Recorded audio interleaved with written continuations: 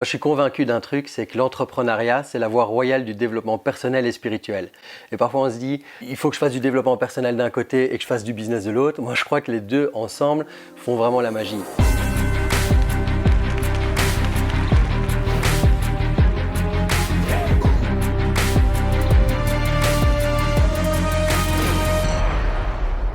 Qui je suis et qui je deviens, qui j'incarne. Et la réponse à cette question, qui suis-je, elle est vachement complexe. C'est vraiment une quête de sens. C'est la quête de l'humanité, de savoir qui on est, pourquoi on est là. Tout le monde cherche sa mission d'âme, sa mission de vie, etc. Moi, je crois que le travail, il est simplement de sentir comment est-ce qu'on peut être plus en conscience de ce qu'on dégage comme lumière, quelles sont les ombres qui habitent en nous. Quand je parle des ombres, ce sont les angoisses, les peurs, les blessures d'enfance, de mettre vraiment de la conscience là-dessus, de réconcilier ombre et lumière pour venir simplement être dans son authenticité, dans sa vérité. Ce sont des mots qu'on entend tout le temps, mais c'est plus important de les sentir à l'intérieur que d'en parler. Le mot authenticité, ouais, tout le monde veut être authentique, mais ça veut dire quoi? Et c'est pas facile de rassembler l'ombre et la lumière et à un moment de se dire, voilà, en fait, ça c'est moi, c'est comme ça que je suis. C'est là où je vais.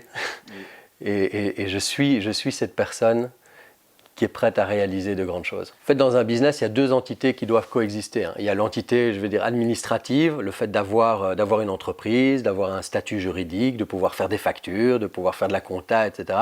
Et puis, il y a une entité qui est plus énergétique, qui est plus identitaire par rapport aux gens qui ont fondé l'entreprise, par rapport à leur mission et par rapport à ce qu'ils viennent guérir en chemin aussi. L'entreprise en elle-même est un véhicule de croissance personnelle. Alors, à côté de ça, il y a la croissance financière qui peut être la conséquence. Mais la plupart des gens mettent le focus au mauvais endroit. La plupart des gens se disent je vais créer une boîte et je vais monter mon chiffre d'affaires. Ils oublient que c'est en travaillant sur eux que ça va se passer et que ce sera juste la conséquence de la valeur qu'on crée. L'argent qui rentre dans une entreprise, c'est la monnaie d'échange de la valeur qu'on crée à travers son entreprise et ça passe par qui on est, ce qu'on fait et pourquoi on le fait. Et c'est un travail que chacun peut faire où qu'il en soit dans son business. Ça peut être à l'état de projet, ça peut être à l'état d'une grosse entreprise multinationale à encore faire grandir ou réaligner. Quel que soit le niveau où on se trouve, finalement, c'est revenir à qu'est-ce que je mets comme énergie, comme ressource financière, temporelle, énergétique à mon service pour grandir.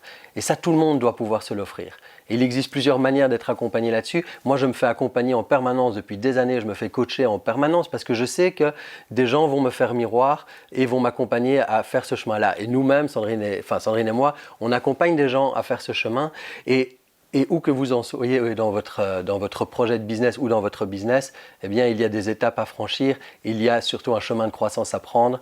Et si en plus on peut kiffer le chemin plutôt que d'être braqué sur la destination en disant un jour je serai heureux quand j'aurai fait ça, c'est la recette pour être malheureux toute sa vie. Si on peut profiter du chemin de la croissance, alors là on commence à se faire une vie qui est cool et on crée une entreprise au service de notre vie et pas l'inverse. Et c'est vraiment le chemin que je vous invite à faire.